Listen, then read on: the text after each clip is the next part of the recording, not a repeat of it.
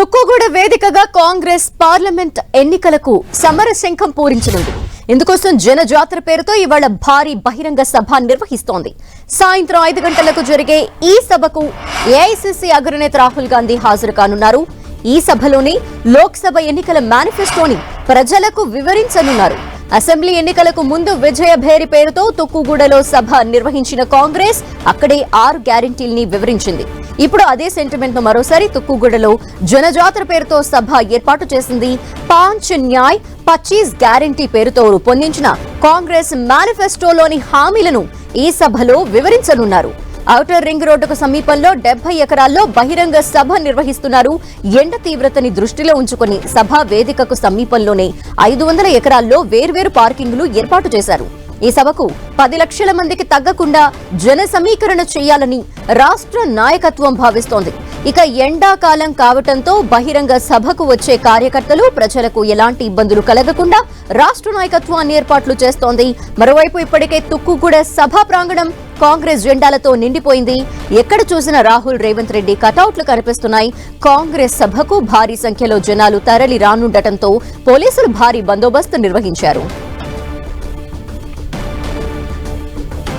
జనజాతర సభ ఏర్పాట్లకు సంబంధించిన డీటెయిల్స్ మా ప్రతినిధి ప్రతాప్ లైవ్ లో అందిస్తారు. ప్రతాప్, ఏర్పాట్లు ఏ విధంగా ఉన్నాయి? చాలా ప్రెస్టీజియస్ గా తీసుకున్నారు కాంగ్రెస్ నేతలంతా. సో ఏ విధంగా ఉంది మొత్తం?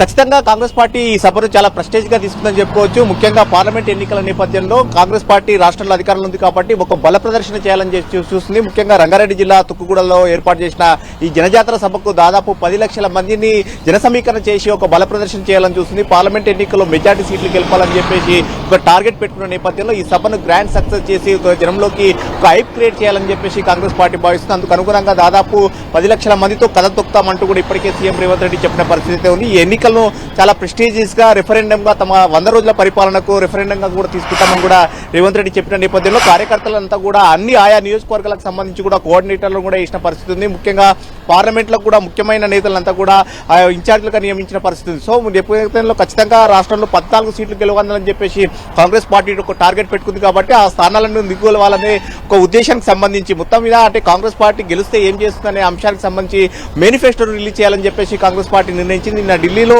జాతీయ స్థాయికి సంబంధించి మొత్తం పార్లమెంట్ ఎన్నికలకు సంబంధించిన మేనిఫెస్టోను విడుదల చేసిన నేపథ్యంలో రాష్ట్రానికి సంబంధించి కానీ అదేవిధంగా తెలుగులో రూపొందించిన మేనిఫెస్టోను ఇక్కడ రిలీజ్ చేయాలని చెప్పేసి కాంగ్రెస్ పార్టీ నిర్ణయించింది. ఈ రోజు సాయంత్రం 5 గంటలకు విస్తారా ఫ్లైట్ లో రాహుల్ గాంధీ ఇక్కడికి రాబోతున్నారు. రాహుల్ గాంధీతో పాటు ప్రియాంక గాంధీ కూడా వస్తారని చెప్పేసి కాంగ్రెస్ నేతలు చెప్తున్నారు. సాయంత్రం 5 గంటలకు హైదరాబాద్ చేరుకున్న తర్వాత ఇక్కడ సభను ఇక్కడ ఏర్పాటు చేసిన సభలు తుక్కుగూడలో ఏర్పాటు చేసిన జనజాతర సభలో రాహుల్ గాంధీ ఉద్దేశించి కూడా ప్రసంగించే అవకాశం ఉంటుంది. ముఖ్యంగా మేనిఫెస్టోకు సంబంధించిన ముఖ్యంగా 5 న్యాయ పేరుతోటి ఇప్పటికే దాదాపు 25 హామీలను అందులో 5 న్యాయంలో ప్రస్తావించారు. వాటితో పాటు తెలంగాణకు సంబంధించి ముఖ్యంగా మేనిఫెస్టోలో 23 అంశాలను కూడా ప్రధానంగా పేర్కొన్న పరిస్థితి అయితే ఉంది. ముఖ్యంగా కేంద్రంలో కాంగ్రెస్ పార్టీ అధికారంలోకి వచ్చినట్లయితే ఆ 23 హామీలకు సంబంధించిన అంశాలను కూడా ప్రధానంగా పేర్కొనడం జరిగింది. ముఖ్యంగా కేంద్రంలో అధికారంలోకి వచ్చిన తర్వాత ఐటీఐఆర్ అంటే గతంలో రాష్ట్ర విభజన సందర్భంగా ఏదైతే ఐటీఐఆర్ ప్రధానంగా పేర్కొన్నారో దానికి సంబంధించి కూడా గత 10 ఏళ్ల కాలంలో ఎన్డీఏ ప్రభుత్వంలో ఐటీఐఆర్ తెలంగాణకు రాలేదు కాబట్టి ఖచ్చితంగా యూపీఏ ప్రభుత్వం వచ్చినట్లయితే కనుక ఐటీఐఆర్ ను ఖచ్చితంగా ఆమోదిస్తాం, ఐటీఐఆర్ తీసుకొస్తామంటూ కూడా ప్రధానంగా పేర్కొనడం జరిగింది. వీటితో పాటు విభజన హామీలు ఏవైతే ఉన్నాయో బయ్యారం స్టీల్ ఫ్యాక్టరీ కానీ అదేవిధంగా railway Kachipeta railway coach factory కానీ ఇట్లాంటి అంశాలన్నిటి కూడా అందులో ప్రస్తావించడం జరిగింది. వీటితో పాటు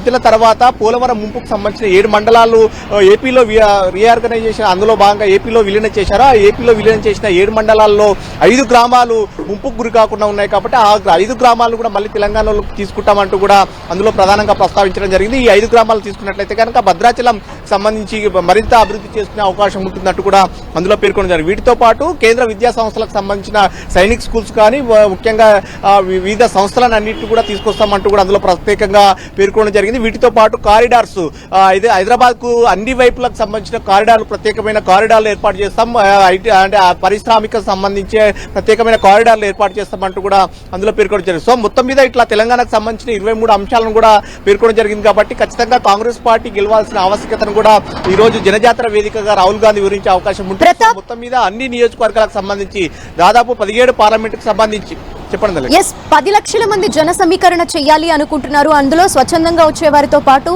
సమీకరణ అసలు ఏ విధంగా చేయాలనుకుంటున్నారు, అంతేకాకుండా ప్రస్తుతం అక్కడ సభా ప్రాంగణంలో ఎవరెవరు ఉన్నారు, ఈ ఏర్పాట్లన్నీ ఎవరు పర్యవేక్షిస్తున్నారు? ప్రధానంగా మొత్తం అన్ని 17 పార్లమెంటు నుంచి కూడా అందరు ప్రాతినిధ్యం వహించేటట్టుగా కూడా ప్లాన్ చేస్తున్న పరిస్థితి. మొత్తం 10 లక్షల మంది జన సమీకరణకు సంబంధించి ఇప్పటికే అసెంబ్లీ వారీగా కూడా కోఆర్డినేటర్లు కూడా వేసిన పరిస్థితి. మొత్తం 119 నియోజకవర్గాలకు సంబంధించి కూడా 119 మంది నియోజకవర్గాలకు సీనియర్ నేతలను వేయడంతో పాటు అదేవిధంగా పార్లమెంటు వారీగా కూడా ముఖ్యమైన నేతలు కూడా బాధ్యతలు అప్పగించిన పరిస్థితి ఉంది. కాబట్టి వీరందరినీ కోఆర్డినేట్ చేస్తూ కూడా జన సమీకరణ అంతా కూడా భారీగా చేయాలని కూడా టార్గెట్ పెట్టుకుంది. ముఖ్యంగా ఈ రంగారెడ్డి జిల్లాకు పరిసర ప్రాంతాలైన ముఖ్యంగా చేవెళ్ల పార్లమెంట్ కానీ, మల్కాజిగిరి, మహబూబ్ నగర్, నాగర్ కర్నూలు, నల్గొండ, భువనగిరి పార్లమెంటు పరిధిలో నుంచి కూడా ఎక్కువగా జన సమీకరణ కూడా ప్లాన్ చేసుకున్న పరిస్థితి. మిగతా ప్రాంతాల నుంచి ఒక మోస్తారుగా వచ్చేటట్టు కూడా అన్ని ఏర్పాట్లు అయితే చేసిన పరిస్థితి. ఇక ముఖ్యంగా ఈ రోజు అంటే ఇప్పుడు వేసవి తీవ్రత కూడా ఎక్కువగా ఉన్న పరిస్థితి ఉంది. దాదాపు 42-43 డిగ్రీల ఎండ వేడి ఉంటుంది. కాబట్టి దీన్ని తట్టుకునేటట్టు కూడా అంటే వచ్చే వారికి ప్రజలకు కూడా ఎక్కడ అసౌకర్యం కలగకుండా కూడా ఏర్పాట్లు చేసిన పరిస్థితి. అక్కడ చలివేంద్రాలు కానీ అదేవిధంగా తాగునీటితో పాటు మజ్జిగ ప్యాకెట్లు అందజేయడానికి కూడా అన్ని ఏర్పాట్లు చేశామంటూ కూడా నిర్వాహకులు చెప్తున్నారు. మొత్తం దీనికి సంబంధించి స్వయంగా సభ ఏర్పాట్లకు సంబంధించి సీఎం రేవంత్ రెడ్డి 2 సార్లు వచ్చి పర్యవేక్షణ చేసిన పరిస్థితిని ఈ సభకు సంబంధించి పూర్తి స్థాయిలో పర్యవేక్షణకు సంబంధించి ఇన్ఛార్జ్ రంగారెడ్డి జిల్లా ఇన్ఛార్జ్ మంత్రిగా ఉన్న శ్రీధర్ బాబు పూర్తి స్థాయిలో పర్యవేక్షణ చేస్తున్నారు. జిల్లా అధ్యక్షుడు నరసింహారెడ్డితో పాటు ఈ నియోజకవర్గానికి సంబంధించి పార్లమెంట్ నియోజకవర్గానికి సంబంధించి గడ్డం రంజిత్ రెడ్డి ఇట్లా ముఖ్యమైన నేతలంతా కూడా బాధ్యత తీసుకొని దీన్ని విజయవంతం చేసేందుకు అయితే కసరత్తు చేస్తున్నారని చెప్పొచ్చు. Thank you.